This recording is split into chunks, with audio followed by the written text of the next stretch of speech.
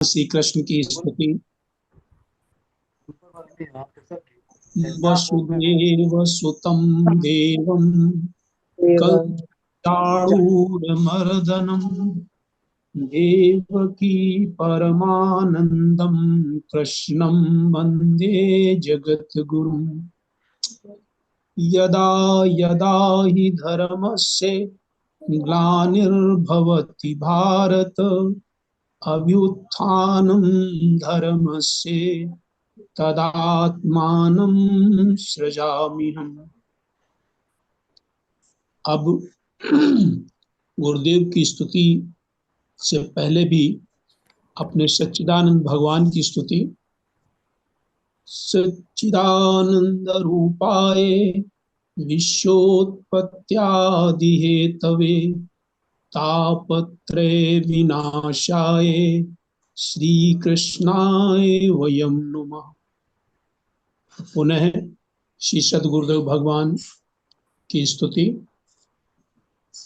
ब्रह्मानंदं परम सुखदं केवलं ज्ञानमूर्तिं भावातीतं।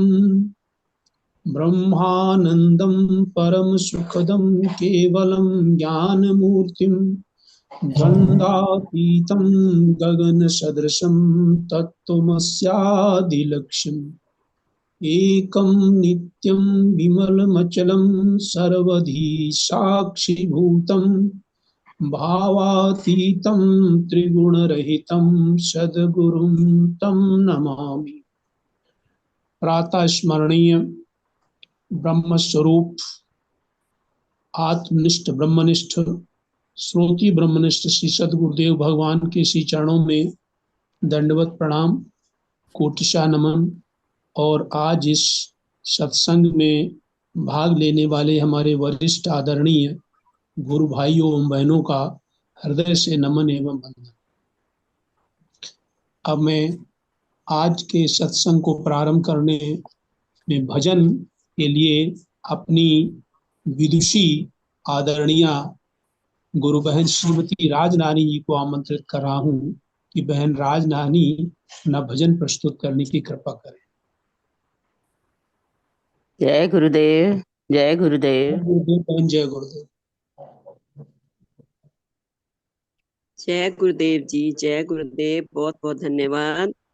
जय गुरुदेव बहन, जय गुरुदेव जी, जय गुरुदेव। सबसे पहले परम श्रद्धेय परम पूज्य श्री सतगुरु भगवान जी के श्री चरण कमलों में मेरा कोटि कोटि नमन।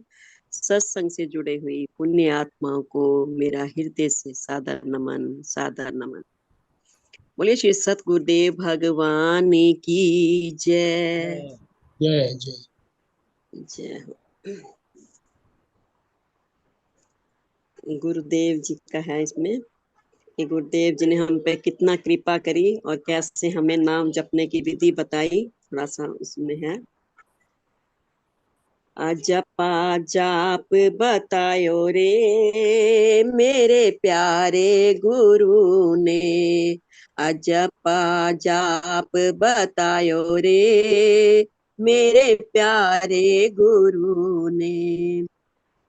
प्यारे गुरु ने मेरे प्यारे सतगुरु ने। अजपा जाप बतायो रे मेरे प्यारे गुरु ने। प्राणन की माला फिरवाई मन जिभा दिए बंद कराई। अंतर घट समझायो रे मेरे प्यारे गुरु ने।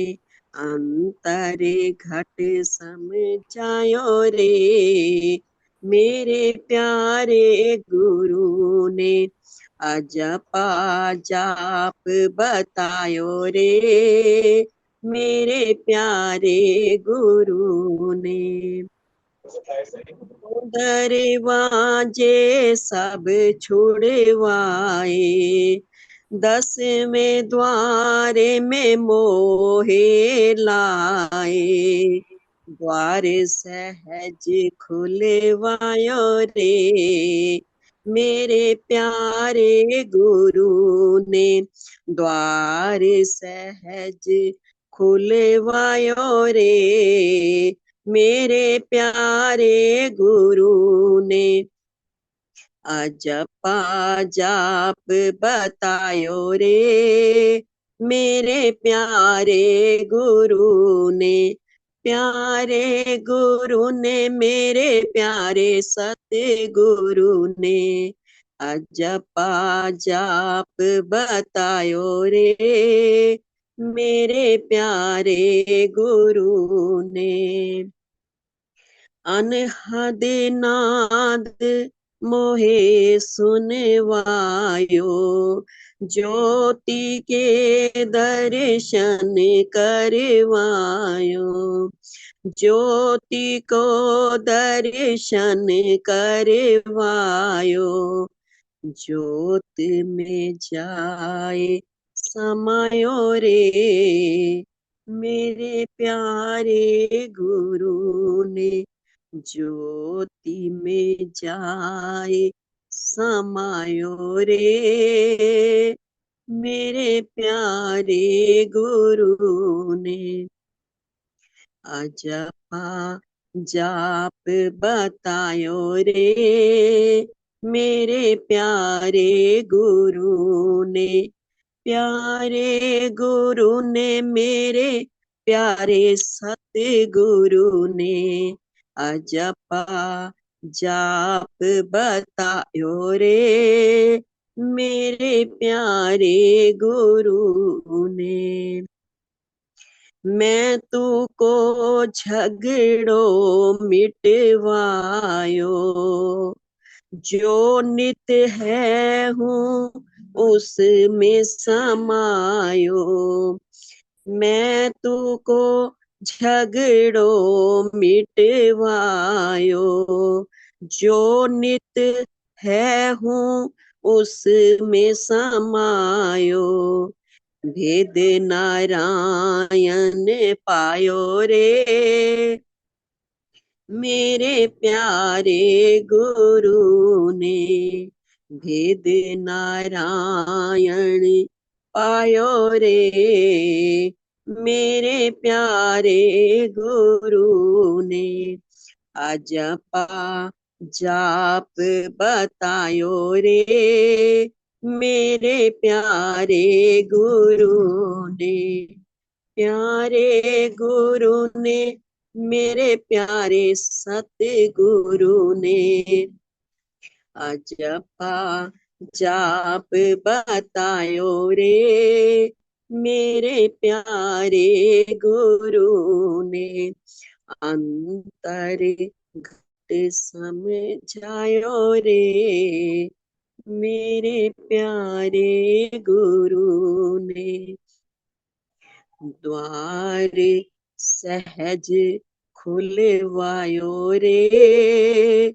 मेरे प्यारे गुरु ने ज्योति में जाए समायो रे। मेरे प्यारे गुरु ने भेद नारायण पायो रे। मेरे प्यारे गुरु ने अजपा जाप बतायो रे।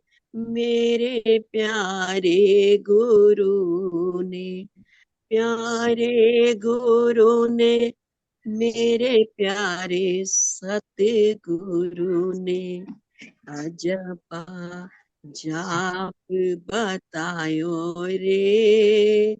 मेरे प्यारे गुरु ने। बोलिए श्री सतगुरुदेव भगवान की जय। जय जय गुरु जी जय। जय गुरुदेव। बहुत सुंदर भजन प्रस्तुत किया बहन राज ने और बताया कि गुरु ने हमको क्या दिया। अजपा जाप बतायो रे। मेरे प्यारे गुरु ने प्राणन की माला फिरवाई। अंतर के घट समझायो रे मेरे प्यारे गुरु ने, सब छुड़वाए दशम द्वार में मोह लाए, तो द्वार सहज खुलवाए मेरे प्यारे गुरु ने।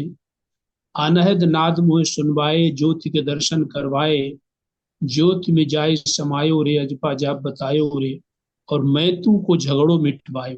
यानी क्रम से बहन ने बहुत सुंदर बताया कि अजपा जाप जब गुरुदेव ने बताया तो उसके बाद प्राणों की माला, यानी श्वास श्वास में माला फिरवाई, ऐसे करो, अंतर के घट में उसको अनुभव करो, श्वास से भी अंदर चले जाओ, और उसके बाद जो क्रम से जो द्वार होते हैं, दशम द्वार जो बोला जाता है, वहां तक हमें पहुंचाया। और अनहद नाद, वही सब अनहद आ जाता है, आज्ञा चक्र आ जाता है, मूलाधार, स्वादिष्ठान, ये सब आ जाते हैं, और अंत में जाकर के ज्योति में जाए समायो रे, और ज्योति में हमको समाहित कर दिया, और मैं और तू, यही मोर तोर तय माया, ये झगड़ा भी निपटा दिया। और बहुत सुंदर आपका भजन प्रस्तुत करने के लिए बहन बहुत बहुत धन्यवाद। अब मैं अपने वरिष्ठ गुरु भाई आदरणीय सीएम सिंह जी से अनुरोध करता हूं कि वो आज हम लोगों को गुरुदेव का प्रवचन श्रवणामृत कराने की कृपा करें।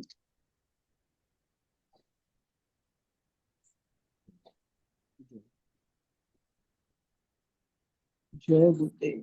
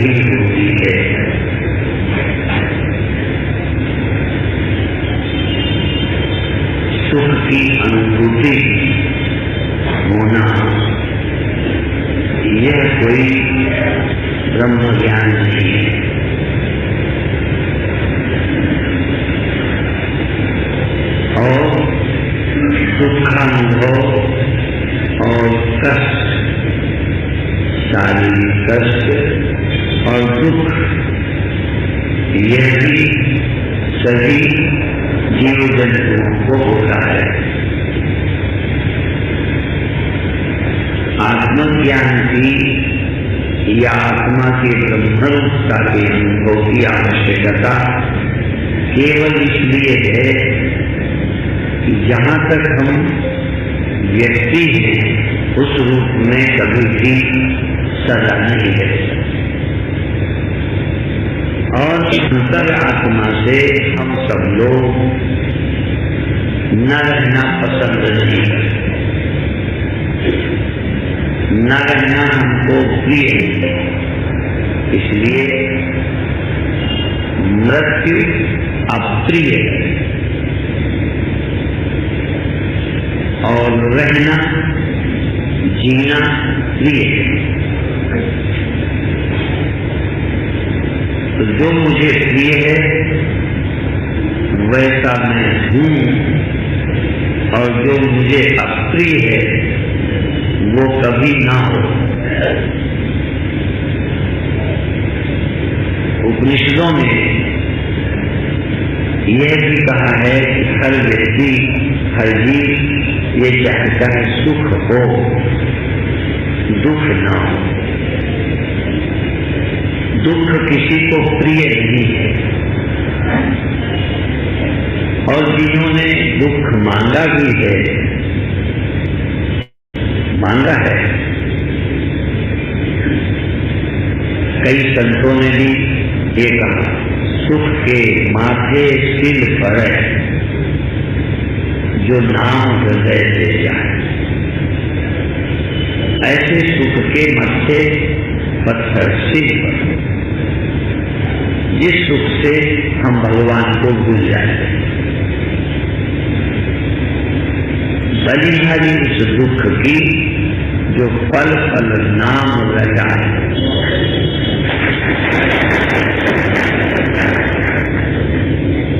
ऐसा दुख अच्छा जो प्रभु की याद दिलाए। ऐसी मौत अच्छी जो अमृत का स्मरण कराए। ऐसा वियोग अच्छा जो नित्य योग की प्रेरणा से। तो ये वियोग का भय हमें नित्य वस्तु की खोज के लिए मजबूर करता है। सुख की नश्वरता दुखानुभव मजबूर करता है कि हम उस भूमा को प्राप्त हों। यो वही भूमा तत्सुखम, जो भूमा है वही सुख है।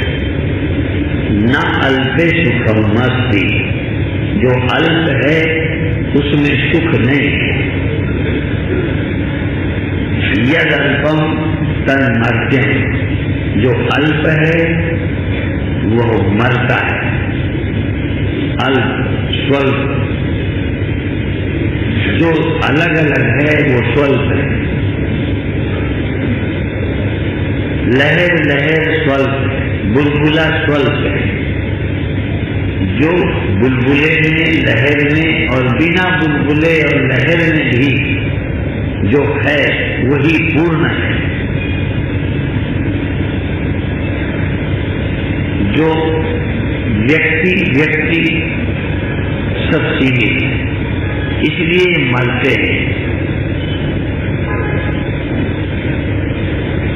तो अभी कहा यदल्पम तन मध्यम, जो अल्प है वो मरने वाला है। अल्प खत्म हो जाता है। अल्प धन, अल्प सुख, अल्प जीवन, अल्पायु। एक शब्द सुना होगा, ज्योतिषी लोग बताते हैं कि ये लड़का अल्पायु होगा।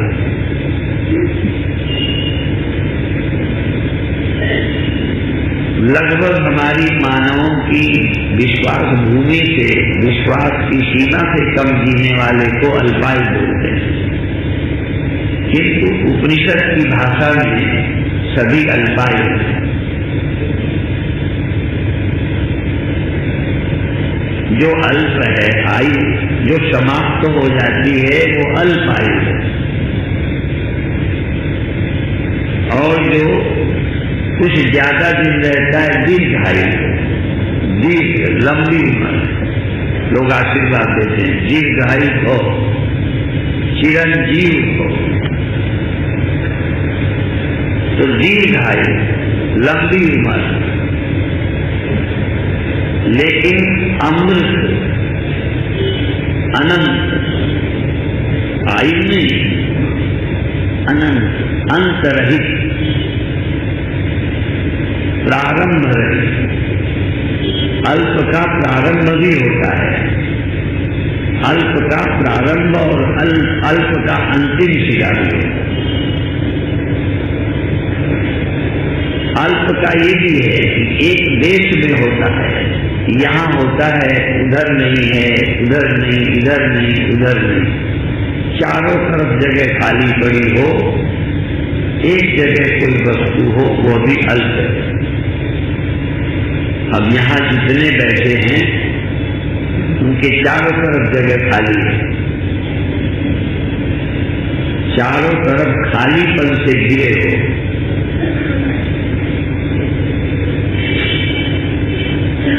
बस देश से अल्प हो, काल से अल्प हो और नाम रूप से भी अल्प हो। यदि तुम पुरुष हो तो आप जानवर नहीं, चिड़िया नहीं, चिड़िया जानवर नहीं, सांप मनुष्य नहीं, मनुष्य सांप नहीं।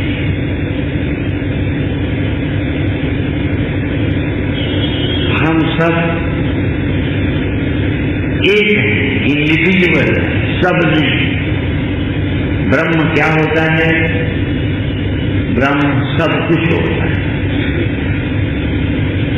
जो सब कुछ हो वही ब्रह्म होता है, जो कुछ हो वो ब्रह्म नहीं होता, वो अल्प होता है। ब्रह्म माने ब्रह्म ही नहीं, ब्रह्म माने सब कुछ।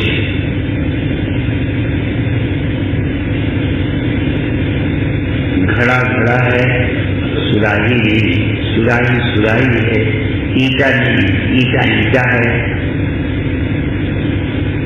वो और कुछ नहीं, वो वही है जो नाम रखा, बस वही है।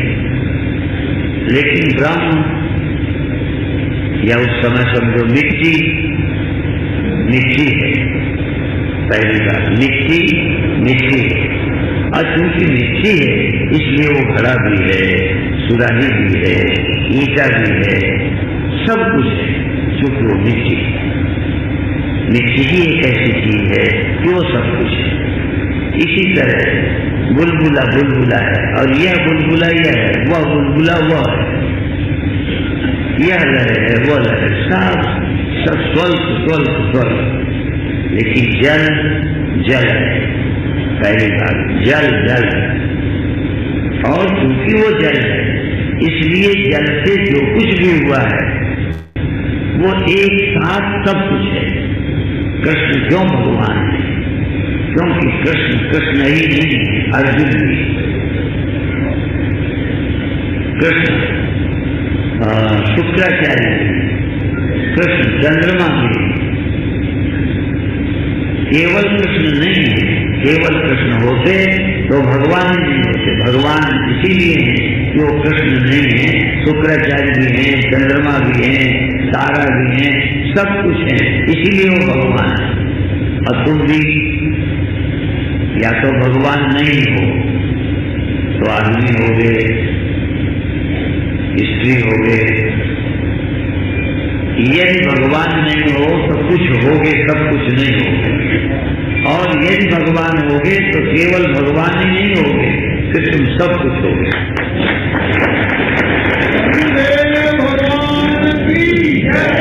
और जब तक तुम सब कुछ हो ये समझना है, तब तक समझ लो कि मैं भगवान हूं, ये नहीं समझ।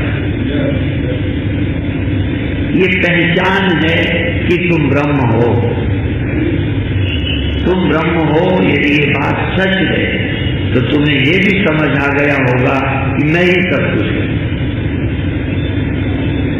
और जो भी ब्रह्मवेत्ता हुए उन्होंने कहा है अहमेव इदं सर्वम, अहम एव इदं सर्व, यह सब मैं ही। और ये भाषा भगवान की है, इसलिए जब कोई इस भाषा में बोलता है तब कहेंगे श्री भगवान वाच। भगवान बोले, बहुत कम भगवान बोलते हैं। इंसान बोलते हैं, हैवान बोलते हैं, शैतान बोलते हैं, चिड़िया बोलती हैं, गधा बोलता है, सुअर बोलता है, भूत बोलता है, प्रेत बोलता है, गरीब बोलता है, अमीर बोलता है, राजा बोलता है, महाराजा बोलता है, पंडित बोलता है, शूद्र बोलता है। ये सब बोलने वाले हैं। भगवान कहीं कहीं और कभी कभी बोलता है। और भगवान जो बोलते हैं वही भगवत गीता है। भगवान जब भी बोलते हैं वही वेद है। भगवान जो बोलते हैं वही अमृत है। और जो बोलते हैं वो थोड़ा सुखदायी हो सकता है, लेकिन वो सत्य नहीं होता। उनका बोला टिकता नहीं। तुम बोलते हो हम आदमी हैं, ये तुम्हारा बोलना सत्य नहीं है, क्योंकि ये बोला है वो थोड़े दिन ही रहेगा। तुम्हारा बोला टिकाऊ नहीं है, परमानेंट नहीं है, सत्य नहीं है। जो बोलते हो वो झूठ है। इसलिए ब्रह्म जो बोलता है वह सत्य बोलता है, और सत्य जब बोलेगा सत्य ही बोलेगा। और झूठे लोग जब बोलेंगे झूठे ही बोलेंगे, वो सच बोल कैसे लेंगे? जो हैं ही झूठे, जो हैं ही बनावटी, उनकी बात कैसे सच्ची हो सकती? चाहेंगी सच बोलना तो धोखे से भी झूठे निकलेगा। सावधान करके बोलेंगे तब भी झूठे बोलेंगे। एक आदमी, चाहे वो पुलिस का समझो, चाहे गाली देने की बहुत आदत है, उन्होंने कहा तुम गाली बहुत देते हो, तुम्हारी शिकायत आई है। तो कहता है कौन सा अलग कहता है, मैं तो कभी गाली नहीं देता।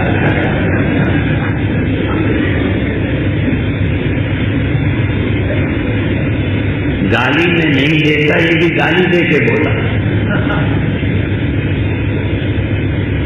तो झूठा आदमी वो सत्य भी कहे, मैं सत्य बोलता हूं, तो वो भी झूठे ही बोलेगा। तो ब्रह्म के अलावा जो व्यक्ति है, जो व्यक्ति अवतारी, ये ब्रह्म सब कुछ है, और उसी सब में ही एक कुछ है। जब ब्रह्म सब कुछ है तो मनुष्य भी वो है, पशु भी वो है, लेकिन ब्रह्म मनुष्य भी है, पर मनुष्य ब्रह्म नहीं। फर्क समझे? मिट्टी ढेला भी है, मिट्टी घड़ा है, लेकिन जो घड़ा है वो घड़ा ही है, वो मिट्टी नहीं, वो सब कुछ नहीं, वो घड़ा है। सुराई नहीं, घड़ा, ईटा नहीं, ईटा घड़ा नहीं। जो व्यक्ति है वो सब कुछ नहीं, जो सब कुछ है वो व्यक्ति भी। इसीलिए ब्रह्म ज्ञानी ब्रह्म है, ब्रह्म ज्ञानी आप परमेश्वर, ब्रह्मविद ब्रह्मय भवत्। जब व्यक्ति ब्रह्म को जानता है तो व्यक्ति भी ब्रह्म ही हो जाता है। जो सीमित है, जब वो ब्रह्म को जानता है तो सीमित ही नहीं, असीम है। और जो असीम है, जो अनंत है, जो ब्रह्म है, जो मुक्त है, वो सब कुछ है। इसीलिए सब कुछ उपनिषदों में एक बात आती है कि उसने अपने को ब्रह्म जाना और सब कुछ हो गया। जिसने अपने को ब्रह्म जाना वो सब कुछ हो गया, और जिसने अपने को ब्रह्म नहीं जाना वो कुछ हुआ, और बहुत कोशिश की पर कुछ ही हुआ, सब कुछ नहीं हुआ। लाखों कर्म करके कुछ ही हो सकोगे, सब कुछ नहीं हो सकता। कर्म का फल है अनित्य, कर्म का फल है स्वल्प। इसलिए कर्म आपको व्यक्ति बना सकता है, कर्म आपको सब कुछ नहीं बना सकता। कर्म से कुछ बन सकोगे, धनी बन जाओ, गरीब बन जाओ, बड़े बन जाओ, छोटे बन जाओ, अच्छे बन जाओ, बुरे बन जाओ, पर कुछ बनो। लेकिन ब्रह्म ज्ञान से आप ब्रह्म होंगे, इसलिए ज्ञान से ही सब कुछ होगा। ज्ञान के बाद कुछ होना बाकी नहीं रहेगा, और बिना ज्ञान के कर्म से कुछ भी हो जाओ, कुछ न कुछ होना बाकी ही रहेगा, सब कुछ नहीं हो सकता। ये दर्शन की भाषा है। मैं सरल करके बोलता हूं, इसलिए शायद आप राजी हो। नहीं, ये बात समझ में ही नहीं आएगी कि ज्ञान से सब कुछ और मेहनत से कुछ, मेहनत से थोड़ा कुछ हो गया। कितनी भी मेहनत करो तुम सब कुछ हो ही नहीं सकते। बन के देखो, कर्म से घड़ा बनोगे, कर्म से ईटा बनोगे, कर्म से मकान बनोगे, कर्म से कुछ बनोगे। और बिना कर्म के ज्ञान से आप जो हो वो होगे, क्योंकि ज्ञान से कुछ नया नहीं होता, जो है कोई होता है। ज्ञान कुछ बनाता तो है। ज्ञान का मतलब केवल ज्ञान से, यदि कोई चीज केवल जाने और मिट्टी, तो इसका मतलब मिट्टी ही। यदि जाने और जानने से रस्सी निकले, इसका मतलब थी रस्सी, तभी जानने से रस्सी होगी। बनाने से होती तब तो मान लेते कि वो ज्ञान से नहीं हो सकती, बनाने से। और बनाई चीज को भी जानना पड़ता है, पर बनी चीज सब कुछ नहीं हो सकती। पैदा हुई चीज सब कुछ नहीं हो सकती, जो भी पैदा हुई वो सब कुछ नहीं होगी, क्योंकि पैदा का मतलब एक खास तरह की बनाई। बनाने का तो मतलब ही होता है कि जैसी है वैसी नहीं, कुछ बनाई। कर्म है जैसी ना हो वैसा करने के लिए, और ज्ञान है जैसी की तैसे देखने के लिए, वो कुछ बनाने के लिए नहीं। ज्ञान से हम कुछ बनते नहीं, ज्ञान से हम जो है वैसा ही जानते हैं। बहुत कम लोग हैं जो ज्ञान की महिमा जानते हैं। थोड़ा बहुत लोग परिचित हैं कि हम चंद्रमा को जानते हैं, सूरज को जानते हैं, बिजली को जानते हैं, ये बनाना जानते हैं, ऐसा। आत्मा तो नहीं जानता। आत्मा शब्द ही बड़ा गहरा है। आत्मा माने जिसके बिना वस्तु न हो।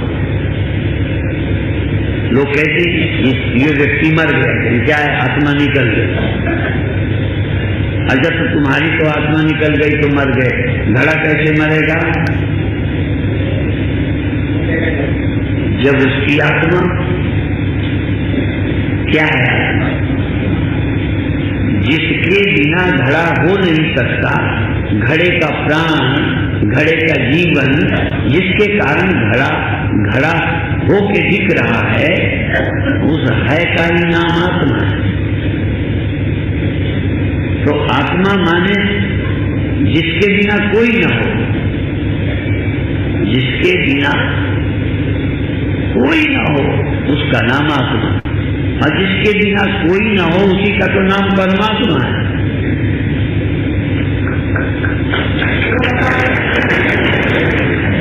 जिसके बिना कोई न हो, न मन हो, न इंद्रियां हो,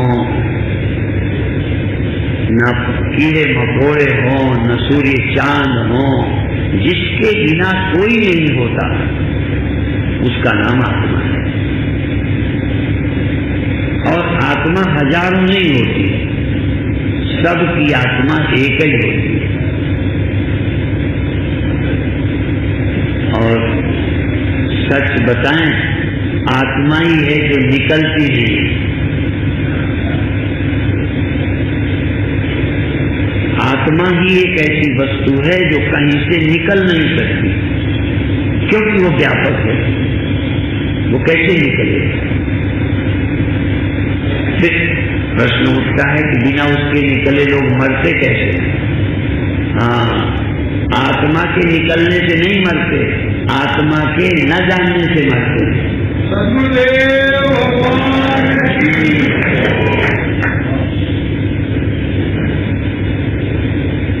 आत्मा के निकलने का भ्रम है, आत्मा निकलती नहीं, और आत्मा के निकलने से कोई मरा भी नहीं, क्योंकि आत्मा निकली नहीं।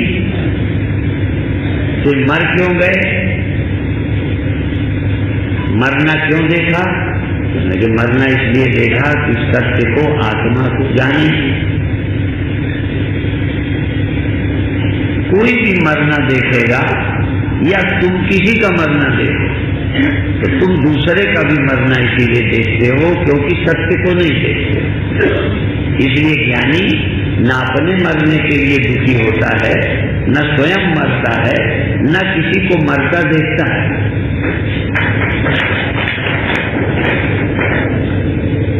जब किसी को मरता देखता नहीं तो किसी को मारने की कोशिश क्यों करेगा? इसलिए ज्ञानी किसी को नहीं मारता, क्योंकि ज्ञानी की समझे ही नहीं है कि कोई मर सकता है। जब मर ही नहीं सकता तो मारने का पागलपन क्यों करेगा? इसलिए ज्ञानी न खुद मरता है न किसी को मारता है। या दूसरा अर्थ कहो, ज्ञानी न अपने को मरता अनुभव करता है और न किसी को और मरता है ऐसा जानता है। वो केवल अविनाशी को देखता है। आप भी इस अविनाशी सत्य को जान सकते हो। हमसे आपके पास दिमाग ज्यादा है, हमारे पास कम है, लेकिन दिमाग कम होने पर भी वही ज्यादा हो जाता है जो ब्रह्म को समझने में लग जाता है। और बहुत ज्यादा दिमाग होने पर भी यदि सत्य से और दिशा पकड़ ले तो और सब कुछ हो सकता है, पर वो पूर्ण बुद्धिमान नहीं होता। कम बुद्धि वाला भी पूर्ण बुद्धिमान होता है। भगवान श्री कृष्ण ने गीता के 15वें अध्याय में बोला है, एतद् बुद्ध्वा बुद्धिमान स्यात् कृत कृत्यस्य भारत। एतद् बुद्ध्वा, यह जानकर, ऐसा जानकर बुद्धिमान होता है। बुद्धिमान से कृत कृत्यस्य, अकृत कृत्य हो जाता है, अर्थात उसको फिर कुछ जानना, करना, पाना, होना बाकी नहीं है। क्या होना बाकी है? जो ब्रह्म है वो है ही सब कुछ। अब क्या हो जाए? जल क्या हो जाए? कौन सी लहर, कौन सा बुलबुला, क्या हो जाए? वो तो हुआ ही है सब कुछ। हो क्या है? जब तक मैं अपनी इंडिविजुअल एग्जिस्टेंस समझता हूँ, इंडिविजुअल, ब्रह्म से अतिरिक्त मेरी अपनी कोई एग्जिस्टेंस है, और जो भी इंडिविजुअल हैं, जो भी अपनी व्यक्तिगत सत्ता समझते हैं, वही अज्ञानी हैं। अज्ञानी के कोई सींग नहीं होते, अज्ञानी की कोई पूंछ नहीं होती, और अज्ञानी कोई पागल जैसा नहीं होता। खूब खाता है, पीता है, दुकान जाता है, डॉक्टरी करता है, मास्टरी करता है, सब जानता है, लेकिन फिर भी अज्ञानी होता है सत्य का, ब्रह्म का।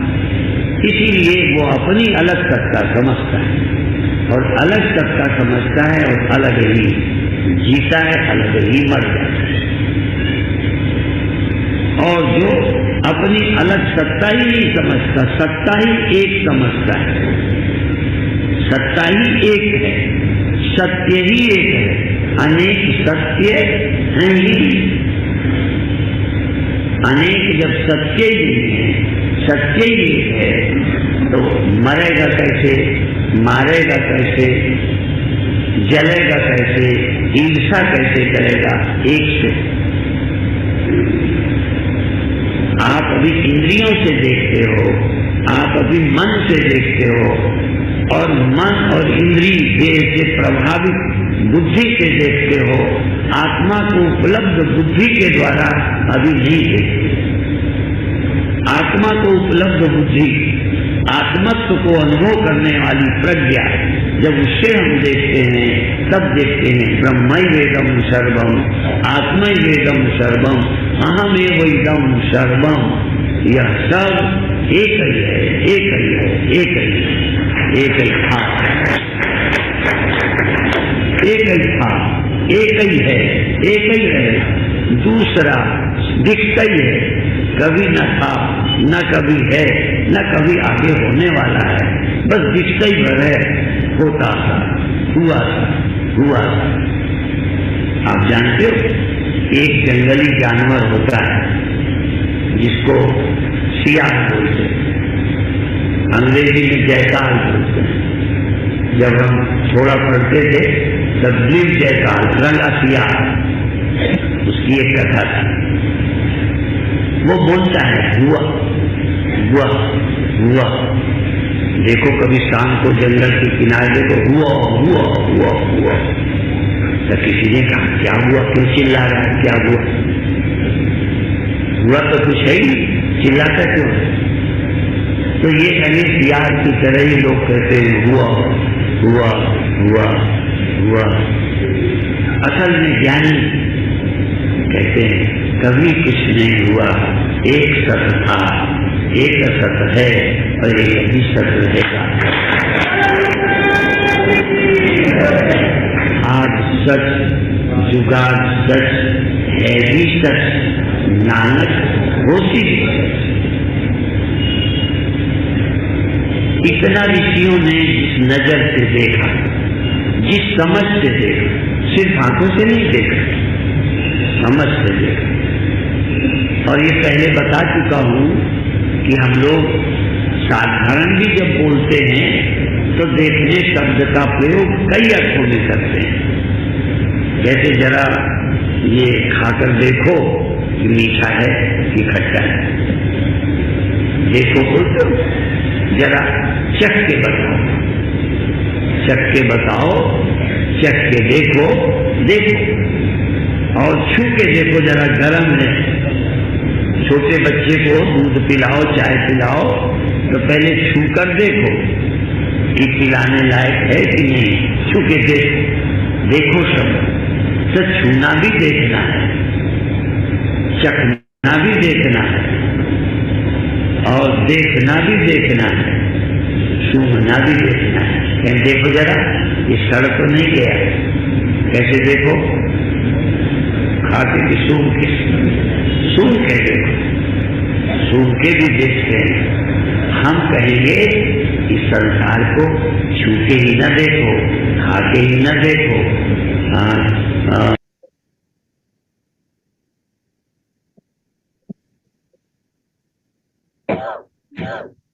जय गुरुदेव। जय गुरुदेव।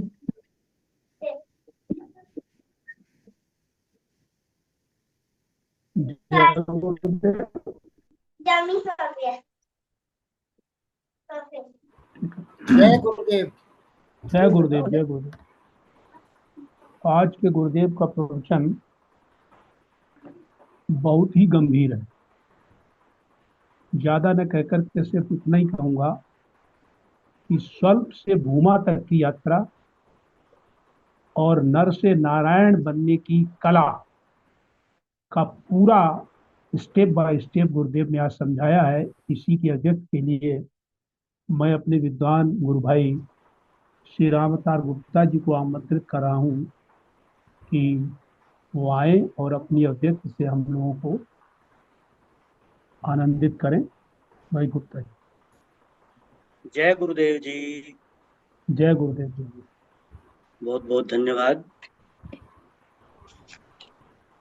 सर्वप्रथम सदगुरुदेव भगवान के चरण कमलों में कोटि कोटि दंडवत प्रणाम अर्पित हैं और सत्संग से जुड़े सभी परम आदरणीय गुरु भाइयों एवं गुरु बहनों को प्रणाम।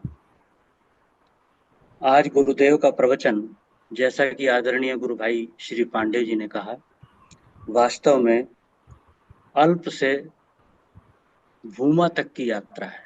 अल्प से भूमा तक की, क्यों, कैसे, क्या क्या प्रोस एंड कॉन्स हैं अल्प के, भूमा के, सब गुरुदेव ने आज बहुत सुंदरता से समझाए हैं और कहा है कि बिना ब्रह्म ज्ञान के भी सुख की अनुभूति होती है, दुख की अनुभूति भी होती है, कष्ट भी देह के मालूम पड़ते हैं। अतः सुख का अनुभव होना, आनंद का अनुभव होना ब्रह्म ज्ञान का लक्षण नहीं है, बल्कि सुख और दुखों से अलिप्त रहना ब्रह्म ज्ञान हो जाने का लक्षण है। लेकिन ब्रह्म ज्ञान की आवश्यकता क्यों हुई? इसलिए कि हम अब जिस रूप में भी हैं उसमें सदा रह नहीं सकते।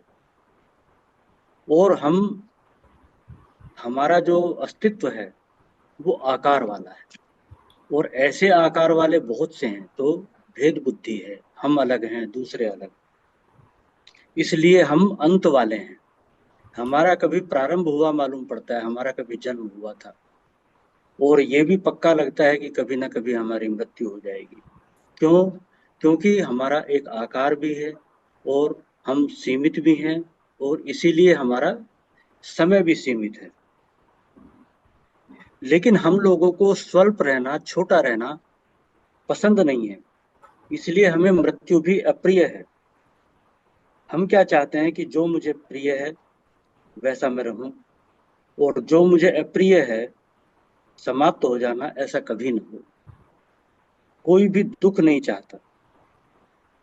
संत भी कहते हैं, सुख के माथे सिल पड़े जो नाम हृदय से जाए, बलिहारी उस दुख के जो पल पल नाम रटाए। लेकिन जो हम दुख चाहते हैं कि पल पल नाम रटाए, वो ऐसा दुख भी अच्छा है, वो भी सुख के लिए, कि भगवान की समीपता का हमें सुख मिल जाए। उनका नाम रटने से भी हम सुख ही चाहते हैं। इसलिए हम योग नहीं चाहते, मृत्यु नहीं चाहते, लेकिन ऐसे वियोग को हम अच्छा कहते हैं जो उस अमृत की याद दिलाता है, जो नित्य योग की प्रेरणा दे। ऐसा दुख भी अच्छा है।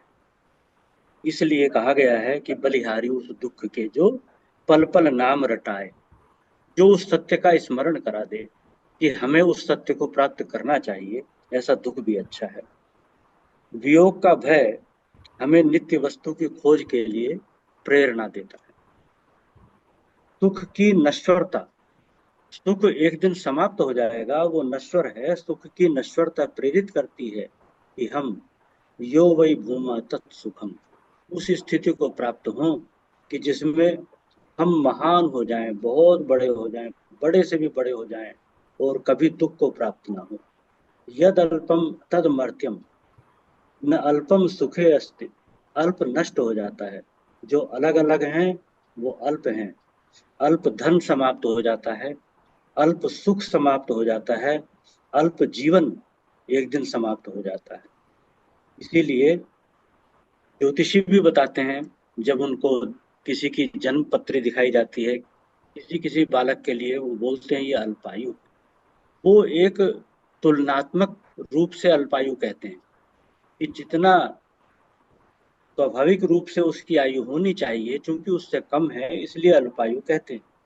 गुरुदेव कहते हैं कि हम सभी अल्पायु, क्योंकि हम नश्वरता को प्राप्त नहीं हुए।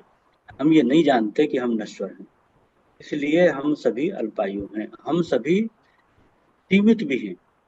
उदाहरण देकर गुरुदेव बताते हैं कि जितने तुम लोग यहाँ बैठे हो, सब एक सीमित जगह में बैठे हो, सबके आसपास एक खाली जगह है।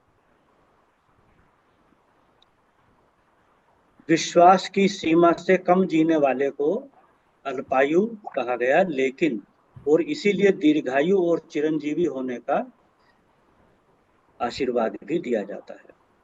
जो अल्प है उसके आदि और अंत दोनों हैं, और वो सीमित देश में रहता है, ये भी उसकी पहचान है।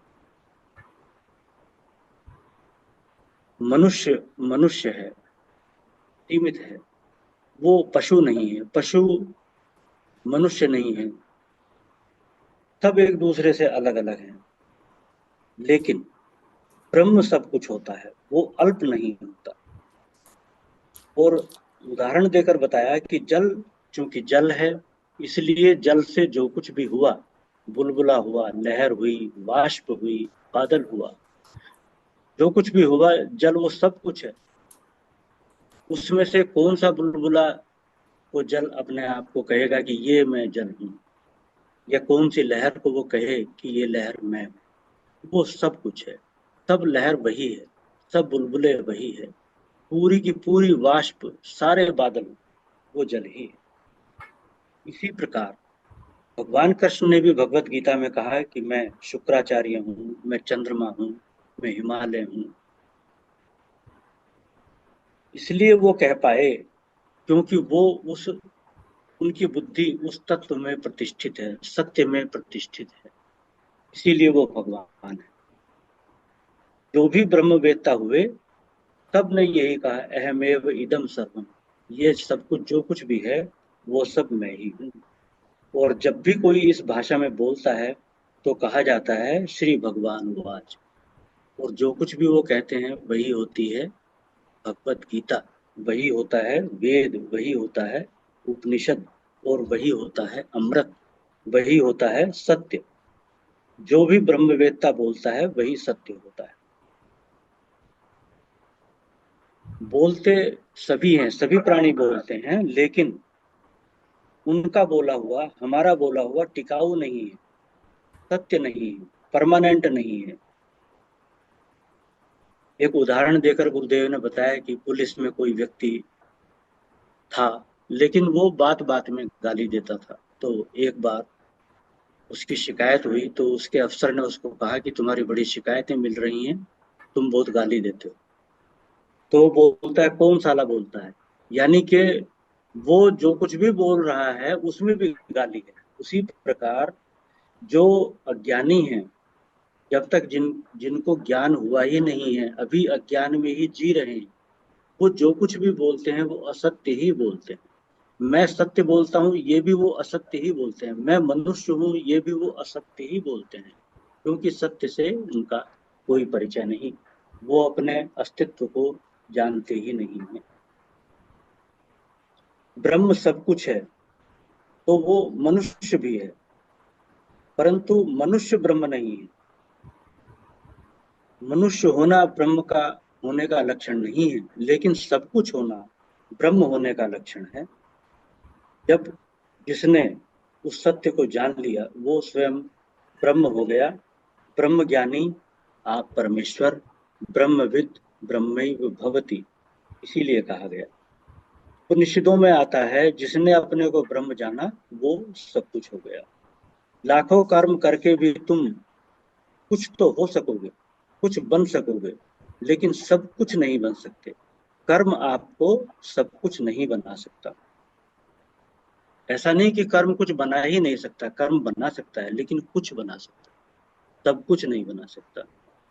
सब कुछ बनने के लिए क्या करना होगा? ज्ञान से ही सब कुछ हो सकोगे, फिर कुछ होना बाकी ही न रह जाएगा। गुरुदेव कहते हैं कि ये दर्शन की भाषा है, उपनिषद की भाषा है। मैं सरल करके बोलता हूँ, इसलिए तुम इससे सहमत हो जाते हो, नहीं तो कैसे स्वीकार कर पाओगे कि ज्ञान से तो सब कुछ होता है और मेहनत से बस कुछ ही होगा। ज्ञान से जो हो वही होते हो, कुछ बनते नहीं हो। ये फर्क भी गुरुदेव ने बताया कि ज्ञान से सब कुछ क्यों होता है, इसलिए क्योंकि कुछ होते नहीं है ज्ञान से, बल्कि जो हैं उसी को जानते हैं। कुछ बनते नहीं है, जबकि कर्म से हम कुछ बनते हैं। यदि जाना अपने आप को और मिट्टी निकली तो इसका तात्पर्य है कि तुम मिट्टी ही थे। इसी प्रकार यदि तुमने जाना कि मैं ब्रह्म हूं, तो ऐसा नहीं कि तुम अब ब्रह्म हुए, बल्कि तुम ब्रह्म ही थे, ब्रह्म ही थे, ब्रह्म ही हो, ब्रह्म ही रहोगे।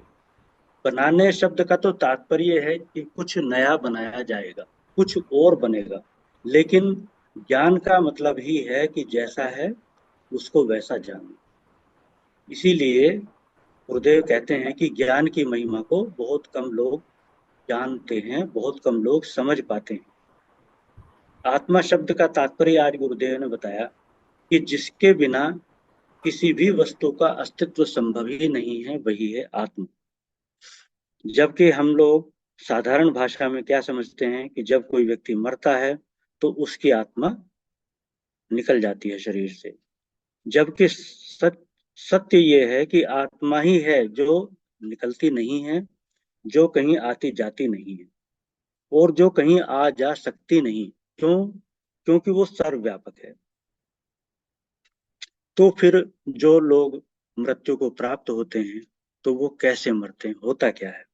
वो आत्मा के निकलने से नहीं मरते, बल्कि आत्मा को न जानने से मरते हैं, या अपने आप को मरता हुआ जानते हैं, और जो दूसरे व्यक्ति भी उनको मरता हुआ जानते हैं वो आत्मा के निकलने से नहीं, बल्कि आत्मा को ना जानने से उनको मरता हुआ देखते हैं। आत्मा का निकलना एक भ्रम है। मरे इसलिए क्योंकि आत्मा को हमने या उन लोगों ने जाना ही नहीं। इस प्रकार ज्ञानी न स्वयं का मरना देखता है, न किसी और का मरना देखता है, और जब उसके अतिरिक्त और कुछ है ही नहीं, वो सब कुछ अपने आप को ही देखता है, अविनाशी ही देखता है, तो वो किसी को कैसे मारेगा, किसी से ईर्ष्या कैसे करेगा? ना वो किसी से ईर्ष्या कर पाएगा, ना वो किसी को मार सकता है, ना वो किसी का मरना देख सकता है, क्योंकि वो केवल अविनाशी तत्व को ही देखता है। वो केवल यही जानता है कि एक ही तत्व है, एक ही सत्य है, और वो अविनाशी है, ना वो कभी हुआ था और ना वो कभी उसका विनाश होगा। गुरुदेव कहते हैं कि हमारे पास तुमसे कम दिमाग है, लेकिन ब्रह्म को जानने से जो कम दिमाग है वही सब कुछ हो जाता है, क्योंकि जो एकमात्र लक्ष्य है इस मनुष्य जीवन को पाने का, इस चिदाभास के बनने का, वो केवल उस सत्य को, अपने ही सत्य को, अपनी ही सच्चाई को, अपने ही सत्य स्वरूप को जानने का ही उद्देश्य है। इस चिदाभास के बनने का, इस शरीर में आने का, और बिना चिदाभास के बने, बिना इस शरीर में किसी के आए, कोई ये नहीं कह सकता कि मैं ही ब्रह्म हूँ। उसके लिए आवश्यक है, वो बोलने के लिए भी एक शरीर चाहिए, एक मैं चाहिए। यदि बहुत ज्यादा दिमाग भी किसी के पास होगा और वो कोई और दिशा पकड़ लेगा और वो अपने आप को, अपने सत्य को, अपने ब्रह्मत्व को नहीं जानेगा, तो वो उसका बहुत बुद्धि का होना भी व्यर्थ है, बेकार है। भगवत गीता का उदाहरण देकर गुरुदेव बताते हैं, एतद बुद्ध्वा बुद्धिमान स्यात्, इसको जानकर बुद्धिमान हो जाता है, कृतकृतश्च भारत, और कृतकृत्य हो जाता है। हे अर्जुन, जो इस सत्य को जान लेता है वही बुद्धिमान हो जाता है और वही कृतकृत्य हो जाता है, उसका जीवन धन्य हो जाता है। कृतकृत्य का मतलब जिस उद्देश्य के लिए मानव तन लिया था वो उसका पूरा हो गया, कृतकृत्य हो गया, धन्य हो गया। जल कौन सी लहर, कौन सा बुलबुला हो जाए कि वो अपने जल होने को जाने? वो सब कुछ है, जो हमारा अपना अस्तित्व है वही और सबका भी अस्तित्व है, वही है केवल। अज्ञानी कौन है? जो अपनी व्यक्तिगत सत्ता समझते हैं। अज्ञानियों का कोई और विशेष लक्षण कि उनके कोई सींग नहीं होते, पूंछ होती है, कुछ होता है, ऐसा कुछ नहीं। अज्ञानी भी कोई पागल जैसा नहीं होता, वो भी एक साधारण मनुष्य जैसा सब कुछ कर्म करता है, डॉक्टरी करता है, टीचर है तो टीचिंग करता है, अपना काम धंधा करता है। लेकिन जो सब कुछ करते हुए भी नहीं जानता, वो अपने आत्म तत्व को नहीं जानता, और इसीलिए एक दिन वो मर जाता है। ये फर्क क्यों है, ये अंतर क्यों है? ये इसलिए है कि अभी हम इंद्रियों से, मन से प्रभावित हैं, और इंद्रियों और मन से प्रभावित बुद्धि से ही सब कुछ देखते हैं। जो कुछ भी हमारी जानकारी, ज्ञान, वो मन और इंद्रियों से प्रभावित बुद्धि से है। आत्मोपलब्ध बुद्धि अभी हमारे पास है ही नहीं, इसलिए हम उस सत्य को की चर्चा करते हैं, सुनते हैं, लेकिन उसको ग्रहण करने में असमर्थ हैं। ये हम केवल कहते हैं, अभी जानते नहीं कि ये सब एक ही है, एक ही तत्व है, एक ही था, एक ही रहेगा। दूसरा केवल दिखता भर है, केवल दिखता ही है नहीं, कभी हुआ भी नहीं। यहाँ एक बड़ी मनोरंजक उदाहरण देकर गुरुदेव ने बताया, एक पशु होता है सियार, जिसको अंग्रेजी में जैकाल बोलते हैं। बचपन में हम सभी लोगों ने रंगे सियार की भी कहानी जरूर पढ़ी होगी कि एक सियार रंग के देग में गिर गया, रंगीन हो गया, सबने उसको दूसरा कोई विचित्र पशु समझकर जंगली जंतु भागने लगे, जानवर भागने लगे। लेकिन जब उसने अपनी भाषा बोली हुआ हुआ तो सब समझ गए कि ये तो सियार है। तो गुरुदेव कहते हैं कि कभी आप जंगल के नजदीक जाएं जहां बस्ती समाप्त हुई और जंगल शुरू होता है, तो शाम के समय उनकी आवाज खूब सुनाई देगी, हुआ हुआ हुआ। इसी प्रकार अज्ञानी मनुष्य भी ये हुआ वो हुआ ऐसा हुआ वैसा हुआ इस तरह की बातें करते हैं, इसी को सत्य समझते हैं, जबकि ज्ञानी के लिए कभी कुछ नहीं हुआ। एक सत्य था, वो है और रहेगा। गुरवाणी के अनुसार आदि सच जुगादि सच, नानक है भी सच होसी भी सच, अर्थात सत्य ही था, सत्य ही है और सत्य ही रहेगा। गुरुदेव कहते हैं कि अभी हमारा जो देखना है, जो ज्ञान हमारे अंतर मन में प्रवेश करता है इंद्रियों के माध्यम से, उसे हम समझते हैं कि जो हमने देखा वो देखा, जो सुना वो सुना, जबकि ऐसा नहीं है। जो कुछ भी हम अनुभव करते हैं वो देखना ही है।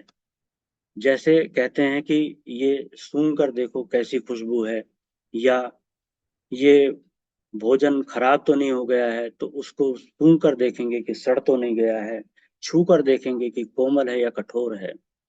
इन सब माध्यमों से हम देखते ही हैं, वो भी देखना ही है, लेकिन हम इंद्रियों से देखना जानते हैं, समझ से देखना अभी हमारे पास नहीं है, उससे हम दूर हैं। जहाँ केवल समझ से, केवल बुद्धि से जाना जाता है, उसके लिए हमें मन से अलग होने की आवश्यकता है। मन की तो स्वतंत्र सत्ता नहीं है हमारे यानी साक्षी के बगैर, लेकिन साक्षी मन के बगैर रह सकता है। अभी हमें ऐसा नहीं लगता, हमें लगता है मन नहीं होगा तो हम भी नहीं होंगे, हमारा अस्तित्व मन का अस्तित्व से ही जिंदा है। ऐसा उल्टा विपर्य ज्ञान हो गया है। इसलिए आवश्यक है कि हम इस तत्व को आत्मसात करें, ध्यान करें, गुरुदेव के बताए रीति से करें, और मन से साक्षी को अलग करके देखें। जैसे कि उदाहरण देकर कई बार गुरुदेव बताते हैं कि जो स्फटिक मणि होती है, उसके पास कपड़ा रखा है तो उसका वैसा ही रंग दिखाई देगा। उसी प्रकार अभी मन के अनुसार ही हम अपने आप को जानते हैं। मन से हटाकर एक बार अपने आप को देख लेंगे कि हम उसके बगैर भी हैं, तो फिर आगे की यात्रा हमारी शुरू हो जाएगी। इतना ही कहकर मैं अभी यहाँ अपनी वाणी को विराम देता हूँ। सबने ध्यान से सुना, इसके लिए सबका आभारी हूँ। बहुत बहुत धन्यवाद। जय गुरुदेव, जय गुरुदेव। जय गुरुदेव, जय गुरुदेव। बहुत बहुत धन्यवाद। आपने बहुत ही बारीकी से विश्लेषण किया। और ध्यान देने की बात ये भी है कि अज्ञानी कहता आत्मा निकलती है, आत्मा निकलती नहीं, केवल हमारी अज्ञानता ही आत्मा को कहती आत्मा निकल गई। जो सर्वव्यापक है वो निकल ही नहीं सकती, ना प्रवेश करती ना निकल सकती। अब मैं आज के इस प्रवचन पर सूक्ष्म टिप्पणी के लिए अपने वरिष्ठ गुरु भाई आनंद स्वरूप जी को आमंत्रित कर रहा हूँ कि वो सूत्र रूप में हम लोगों को कुछ बताएं और समापन करें। वो विश्राम दें आज के कार्यक्रम को। जय गुरुदेव भगवान की जय। जय। सबको मेरा हृदय से नमन, वंदन, अभिनंदन। आज सुनते सुनते एक एक विचार आया कि ये हुआ से अनहुआ क्यों हुआ। तो मैं कह रहा हूँ, वो हुआ से अनहुआ क्यों हुआ। एक अनहुआ है, तो ये जो अनहुआ है ये हुआ क्यों, ये हुआ किस लिए हुआ, इसका क्या रीजन हो सकता है। अब मेरी बात समझ रही है क्या? थोड़ा आवाज साफ नहीं आ रही है जी स्वामी जी। देखिए अब आप साफ है। हाँ जी, हाँ जी, हाँ जी। हाँ, मैं को पकड़ो तो फिर मुझे एक्शन भी करानी है। जो भी मेरी प्रवचन को सुनते जो प्रवचन में सुन, लेकिन कुछ डिस्टरबेंस है आपके सिस्टम में डिस्टरबेंस है स्वामी जी। स्वामी जी की आवाज कट रही है। अच्छा, बीच में गड़गड़ कुछ डिस्टरबेंस है आपकी सिस्टम में।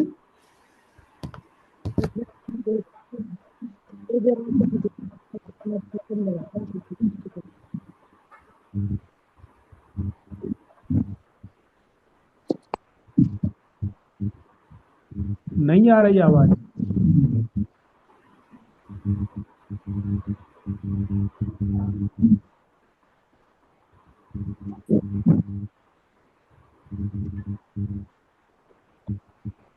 आवाज नहीं आ रही स्वामी जी।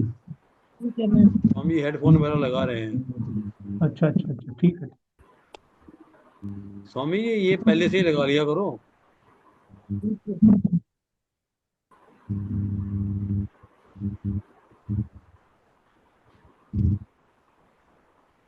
अब देखिए हमें अब ठीक है, हाँ जी, ठीक है, ठीक है। मैं ये कह रहा हूँ सिंह जी कि अब हुआ से हुआ जो है, जो अनहुआ, जो जिसमें कुछ घटता ही नहीं, उससे हुआ, जो हुआ क्यों हुआ, ये हमारे कितने प्रश्न उठे। ये जो लगता है, जो अनादि है, अनंत है, जिससे सब हुआ हो रहा है या हुआ है, वो इससे ये घटना क्यों घट रही है, इस घटना के पीछे हेतु क्या है, ये इस प्रक्रिया में क्या है, तो समझना चाहिए क्यों हुआ है, ऐसा जानने की कोशिश हमारे चेतने को स्पर्श करनी चाहिए। तो इससे सोचते ये है कि ये अनहुआ से जो हुआ है, वो अनहुआ को जानने के लिए हुआ है।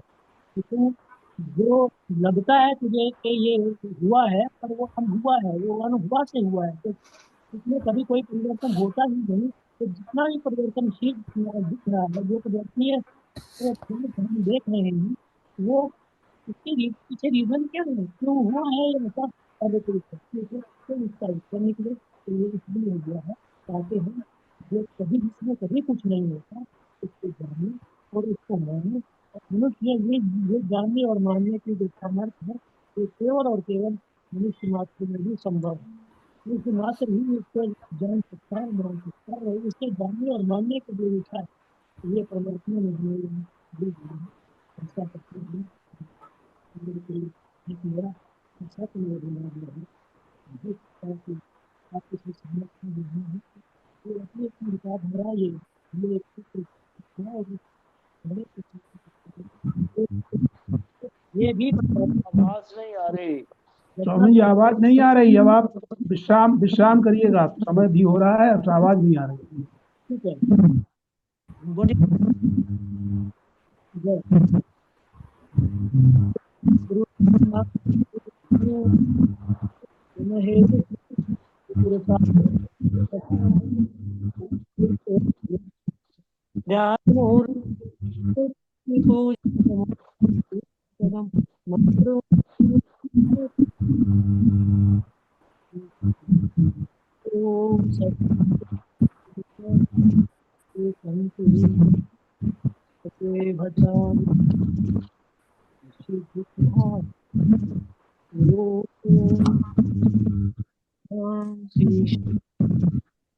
बोले गुरुदेव की जय।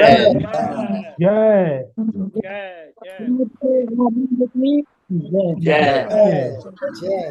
जय जय नारायण। नमो नारायण। नमो नारायण, नमो नारायण, नमो नमो आज के आनंद की जय। जय जय गुरुदेव जी, जय गुरुदेव। गुरुदेव जी, जय गुरुदेव, जय जय गुरुदेव, जय गुरुदेव। जय गुरुदेव, जय गुरुदेव। जय नमो नारायण, नमो नारायण। नमो नारायण।